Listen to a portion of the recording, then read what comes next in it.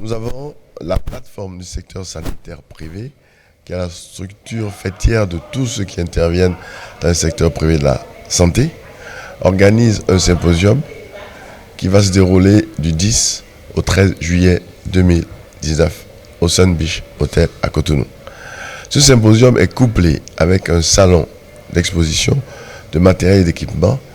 Et pour ce salon, nous sommes en partenariat avec BIMS, représenté par M. Riomi à côté de moi, qui va vous en dire beaucoup plus. Alors, BIMS, c'est Benin International Medical Salon, donc qui est une structure que nous avons mise en place avec un ami à qui je rends hommage aujourd'hui, qui n'est plus avec nous, bien sûr. Et c'était dans le but justement de s'axer sur deux éléments. Déjà, c'est-à-dire nous avons des personnes ici qui travaillent ensemble, enfin qui travaillent côte à côte pour les mêmes choses qui ne sont pas ensemble. Donc, on peut les amener à utiliser le transfert de matériel que nous allons faire venir de la diaspora et également faire utiliser un outil aujourd'hui que tout le monde a, c'est-à-dire le numérique. Et il faudrait que le numérique rentre dans l'application de la médecine. Et ça permet ainsi, pour une personne qui est ici au Bénin, au lieu de se déplacer ou de faire déplacer son malade, eh bien, d'envoyer une photo, d'envoyer une radio très rapidement par WhatsApp à quelqu'un qui est de l'autre côté de l'Europe pour pouvoir lui demander de donner son impression là-dessus. Comme ça, il va l'aider ici à faire le travail. Donc notre but aussi, c'est de rapprocher ces deux mondes-là au lieu que les gens se déplacent. Donc BIMS est là. Et BIMS, nous avons fait en sorte qu'il y ait un maximum d'exposants.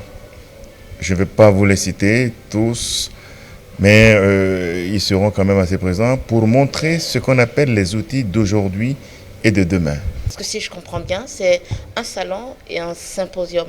Pourquoi avoir senti le besoin de les coupler et tout? Parce que le symposium, d'abord, c'est une activité scientifique qui va concerner tout ce qui va faciliter la couverture sanitaire universelle. Et pour ça, permettez-moi de rappeler le thème, l'intitulé du thème, qui est le secteur privé accélère la réalisation de la couverture sanitaire universelle pour le développement de l'Afrique. Donc pour faire cela, les secteurs privés que nous sommes et le secteur public ont besoin de parler, de travailler ensemble pour que cette réalisation arrive vite et bien. Et parmi les intrants qu'il faut pour que la couverture sanitaire soit réelle, il y a aussi les matériels et les équipements. Voici pourquoi, à côté de l'intellectuel, il y avait besoin qu'on montre les outils qui sont utiles pour que tous les raisonnements que nous aurons faits, toutes les options que nous aurons choisies puissent être réalisables. Compléter, oui, mais en même temps, ce qu'on n'a pas dit, c'est que on n'a pas que deux éléments dans cet événement. On a un troisième élément que nous avons associé, qui est une formation sur ce qu'on appelle le SAS, le syndrome d'apnée du sommeil, qui est une pathologie dont souffre énormément de monde et qui passe inaperçue. Ce syndrome, justement, alors il y aura une formation sur 3 jours, les 11, 12 et 13. Cette formation va concerner les médecins cardiologues, les médecins internistes, les médecins, les pneumologues et éventuellement les ORL. Parce que c'est une pathologie, quelqu'un peut se réveiller, peut ne pas se réveiller le matin, quoi. Et puis, on va se trouver une autre raison.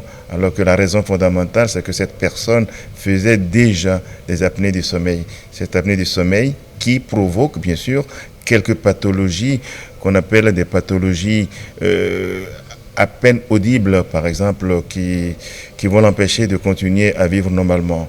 L'AVC, ça peut être une conséquence justement de ce syndrome d'apnée du sommeil, l'hypertension artérielle, etc., etc. Donc nous allons essayer, comme on fait sous d'autres cieux, de rendre cette pathologie un phénomène de santé publique pour que le corps médical puisse avoir un outil et mettre à la disposition de la population. qui en a vraiment besoin. Cette rencontre internationale aiderait, vous l'avez dit dans vos documents et tout, à accompagner d'une manière ou d'une autre le gouvernement de la rupture. De façon concrète, qu'est-ce que vous pouvez apporter de nouveau aux réformes qui sont déjà enclenchées et qui ne reçoivent pas autant l'assentiment de tout le monde?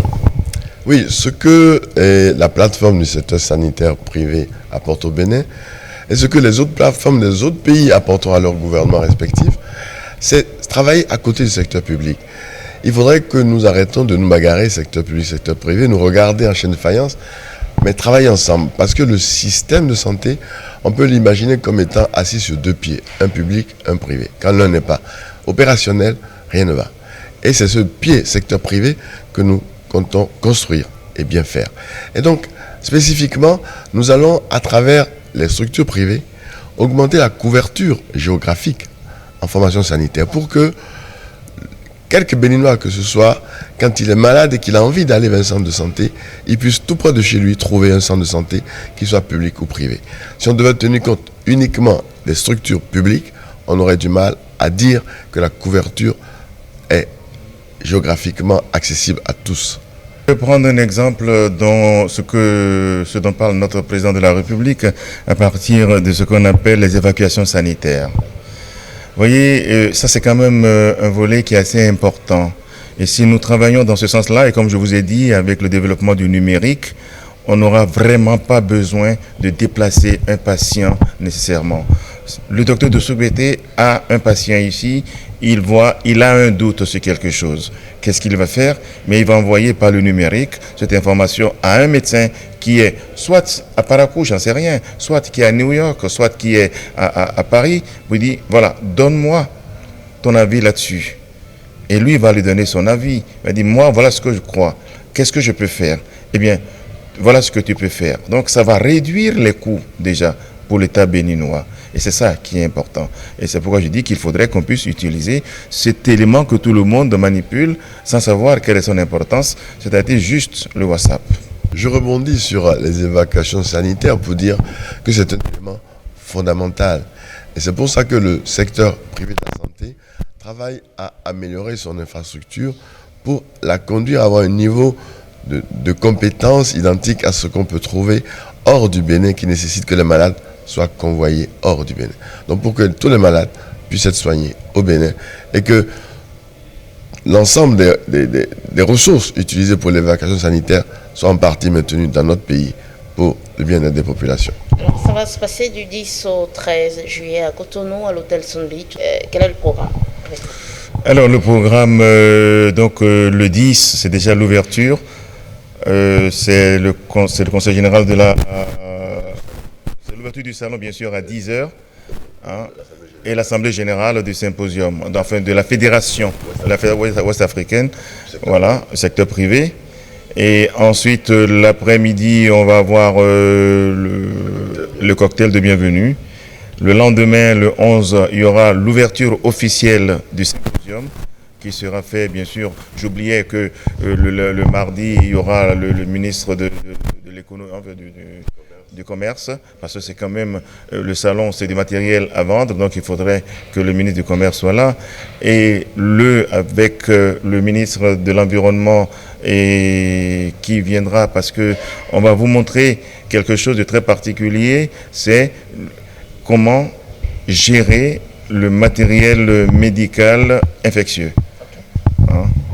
Par le système d'incinération, etc., qui sera fait. Donc effectivement, le mardi soir, nous allons signer des accords avec un fournisseur de matériel bien particulier, un matériel innovant, un matériel respectueux de l'environnement, car il n'a recours à aucune substance toxique pour pouvoir détruire et stériliser les déchets d'activités de soins à risque infectieux. Et ces déchets, il va les transformer en des résidus qui, eux, peuvent être valorisés ou vont être valorisés, notamment dans tout ce qui est industrie qui utilise des fours. Donc nous avons donc un système bien particulier que nous allons mettre en place au Bénin pour assurer une gestion verte des déchets biomédicaux, notamment ceux à risque infectieux. Le lendemain, le 11, donc c'est l'ouverture officielle donc, du symposium qui doit avoir lieu à 8h30 et l'ouverture qui sera faite donc, par le ministre de la Santé. Hein. Et puis, bien sûr, il y aura d'autres personnalités qui seront avec nous. Et ensuite, on va rentrer l'ambassadeur des États-Unis. Et ensuite, il va y avoir des plénières. Et en dehors des plénières, il y aura bien sûr des panels. Les gens vont se regrouper en panel où on va discuter. On va leur proposer un certain nombre de thèmes. Le 11 et le 12. Et ensuite, le soir, nous avons des soirées à thème où on va recevoir du monde et puis leur continuer toujours à parler de la progression de la médecine et de la collaboration avec BIMS. Et puis, les autres, puis le vendredi soir, c'est la clôture, une clôture qui se fera par le ministre d'État. Chargé de développement. Voilà. Et pendant ce temps, les autres qui sont en formation finiront leur formation le 13. Voyez-vous. Donc le 13 à midi. Et ceux qui ne sont pas en formation, ils feront du tourisme. Et le docteur de Sougouété nous a concocté un secret de tourisme sur Porto Novo. D'accord. Alors, ça intéresse beaucoup de gens et ils veulent savoir comment participer. Est-ce que c'est ouvert et tout? C'est largement ouvert. Et ça me permet d'insister pour dire, c'est vrai, c'est organisé par la plateforme du secteur sanitaire privé, mais les participants sont aussi bien des acteurs du secteur public que ceux du secteur privé. L'entrée est gratuite, l'inscription est gratuite. Nous recommandons à tous ceux qui souhaitent venir de s'inscrire en ligne sur le site du symposium. Allez-y, oui, donnez le site. Alors, c'est www.symposiumcotonou 2019. Vous avez un appel à lancer et tout? Mais l'appel à lancer, c'est de dire d'aller voir, de venir soutenir cette action que nous avons commencé par mener ensemble avec le docteur de Sougouété, avec la PSSP bien sûr, et c'est de se dire, voilà, ce n'est pas fini, nous allons prendre exemple cette année et revenir régulièrement les années à venir, et que le Bénin soit pour nous, ce que les Anglais aiment bien dire, the place to be. Celui qui ne vient pas aura perdu vraiment beaucoup de choses. Oui, ne vous laissez pas raconter l'événement, soyez là. En tout cas, nous y serons, nous vous attendons tous.